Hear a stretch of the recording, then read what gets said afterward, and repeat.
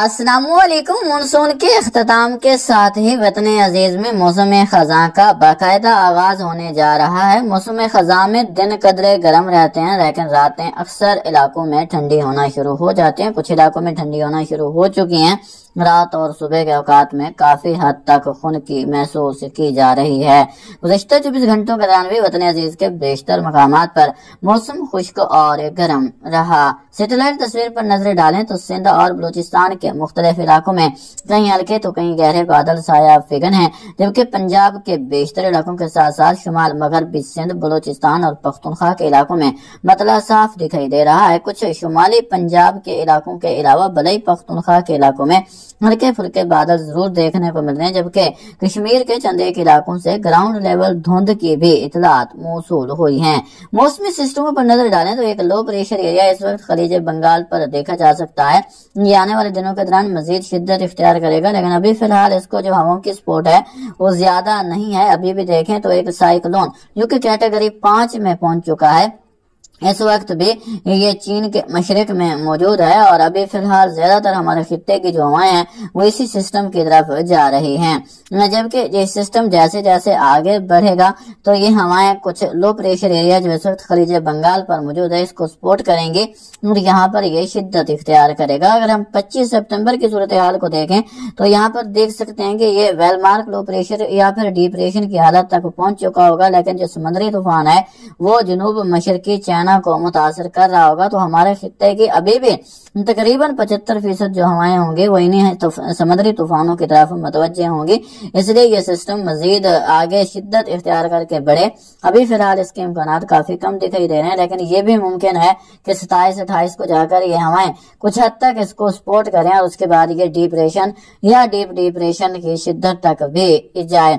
अगर हम सरफेस पर चलने वाली हवाओं की बात करें तो इस वक्त सिंध और पंजाब के इलाकों में हवाएं चल रही हैं। भले कमजोर सर्कुलेशन मौजूद है, लेकिन इनका कोई खास असर नहीं रहेगा। ये हवाएं फिलहाल 25 सितंबर तक चलते रहने के इम्कानात मौजूद हैं। जैसे ही सिस्टम खलीज बंगाल में शिद्दत इख्तियार करेगा उसके बाद ये हवाएं कट ऑफ हो जाएंगी और कुछ वक्त के लिए, कुछ दिनों के लिए यहाँ पर जनूबी पाकिस्तान में एक बार फिर गर्मी की शिद्दत बढ़ेगी और हब्स का माहौल भी एक बार फिर शिद्दत इख्तियार करेगा। वापस हम अपने मौसमी सिस्टमों की तरफ आए तो एक सर्कुलेशन आसाम पर, एक सर्कुलेशन बहिर अरब पर और एक यमन पर देखी जा सकती है। एंटी साइक्लोन राजस्थान पर मौजूद है, जबकि हाई प्रेशर इस वक्त पाकिस्तान पर देखा जा सकता है। हालिया मगरबी सिलसिला आगे निकल चुका है, जबकि नया मगरबी सिलसिला इस वक्त बहर कज़वीन के मशरक में मौजूद है। एक हाई प्रेशर सऊदी अरेबिया के इलाकों पर देखा जा सकता है। सऊदी अरेबिया के इलाकों के अलावा कुवैत, कतर, जॉर्डन, इराक के ज्यादातर इलाके शामिल हैं। इन इलाकों में किसी भी खातर खा बारिश का फिलहाल इम्कान नहीं है। कुछ जनूब मशरकी सऊदी अरेबिया के इलाकों में बारिश होगी। बहर कज़वीन के पास एक सिस्टम मौजूद है, तो शुमाली में जो ईरान के इलाके हैं जिसमें तबरेज के इलाके शामिल हैं, इन इलाकों में कहीं कहीं जबरदस्त बारिश रिकॉर्ड हो सकती है और भारी से बहुत भारी बारिश के इम्कानात बहर कज़वीन से करीब मौजूद जो ईरान के इलाके हैं उन इलाकों में रहेंगे। यहाँ पर भारी से बहुत भारी बारिश के इम्कानात रहेंगे और यालाबारी के इम्कानात भी यहाँ पर मौजूद हैं। अगर हम ITC-Z की बात करें तो ये अपनी नॉर्मल पोजीशन से अब काफी हद तक नीचे से रखने लगी है और आने वाले दिनों के दौरान, क्योंकि आज 22 सितंबर है और सूरज जो है वो खत्ते इस्तवा पर पहुंच चुका है, अब ये सूरज का जो सफर होगा वो खत्ते जनूबी की तरफ होगा, मतलब एक कुत्ता भी जनूबी की तरफ ये जाएगा। तो ITC-Z भी अब मजीद नीचे की तरफ आएगी। मानसून अपने अख्ताम को पहुंचेगा।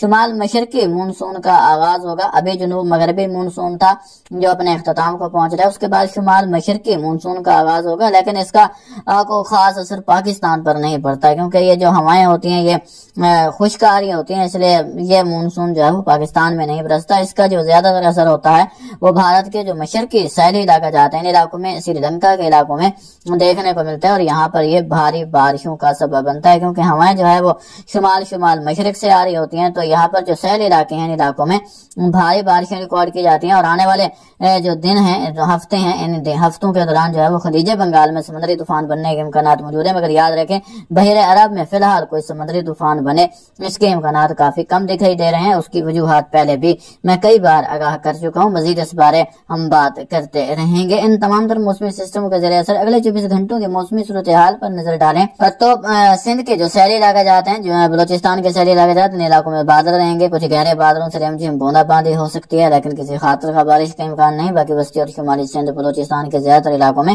موسم گرم اور خشک ہی رہے گا۔ کچھ کوہ سلیمان سے ملے علاقوں میں آج بھی دوپہر کے بعد بادل بننے کے امکانات موجود ہیں، خاطر خواہ بارش اس کا امکان نہیں ہے۔ باقی پنجاب کے تقریباً 99.8% علاقوں میں موسم خشک رہے گا۔ خطہ پٹوار کے علاقوں میں بادل بن سکتے ہیں، لیکن بھاری بارش ہو اس کا امکان نہیں ہے۔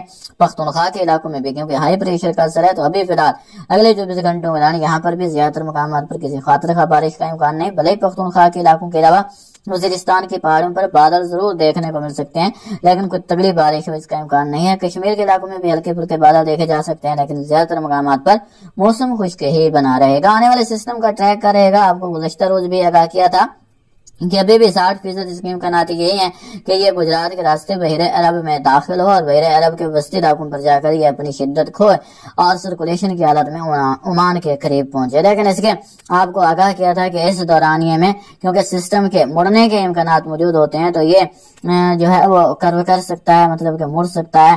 یہ گجرات پر پہنچنے کے بعد یہ شمال کی طرف یا شمال مشرق کی طرف بڑھ سکتا ہے۔ اگر یہ شمال کی طرف بڑھتا ہے تو پھر تو پاکستان کے جو مشرقی علاقے جات ہوں گے ان علاقوں میں کچھ بہتر اثر دیکھنے کو ملے گا۔ اگر یہ گجرات پر پہنچتا ہے اور بحر عرب میں داخل ہوتا ہے، پھر بھی جنوب مشرقی، جنوبی سندھ اور کچھ جنوبی بلوچستان کے علاقوں میں بادل چھائیں گے، بارش دیکھنے کو ملے گی۔ اگر یہ شمال کی طرف مڑ جاتا ہے تو پھر امکانات ہوں گے کہ سندھ کے جنوب مشرقی علاقوں سے لے کر کشمیر کے جنوب مشرقی علاقوں تک بادل تشکیل پائیں اور مشرقی پٹی پر جو ہے وہ بارش دیکھنے کو ملے۔ اگر یہ سسٹم گجرات پر پہنچنے کے بعد مشرق شمال مشرق کی طرف مڑتا ہے تو پھر اس کے کوئی خاص اثرات ہمیں پاکستان پر دیکھنے کو نہیں ملیں گے، لیکن اکتوبر کے پہلے ہفتے کے دوران ایک جو ہے وہ سسٹم مغربی سسٹم آنے کے امکانات موجود ہیں، جس کے سبب سے ملک کے شمالی علاقوں میں بارشیں ریکارڈ ہو سکتی ہیں۔ اگر ہم بات کریں وسطی اور جنوبی پاکستان کی، تو اس صورت میں پاکستان کے وسطی اور جنوبی علاقوں میں زیادہ تر مقامات پر موسم خشک رہے گا۔ فی الحال 10 اکتوبر تک کوئی خاطر خواہ سسٹم اثر انداز ہو اس کے امکانات نہیں ہیں۔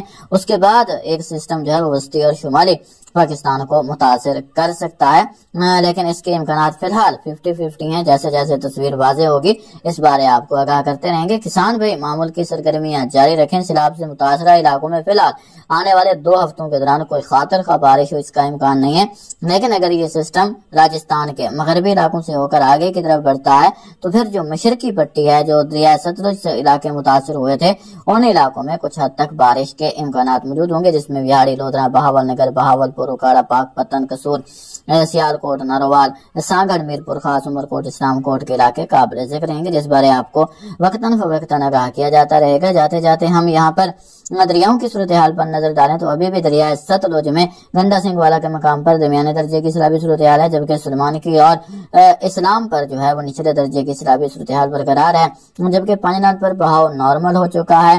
اس کے علاوہ بات کریں ہم گدو اور سکھر بلاج کی، تو یہاں پر بھی نچلے درجے کی سیلابی صورتحال ہے، جبکہ کوتری پر درمیانے درجے کی سیلابی صورتحال، پانی کا بہاؤ تقریباً 3,36,000 ہے اور یہاں پر پانی کی سطح میں اضافہ ہو رہا ہے۔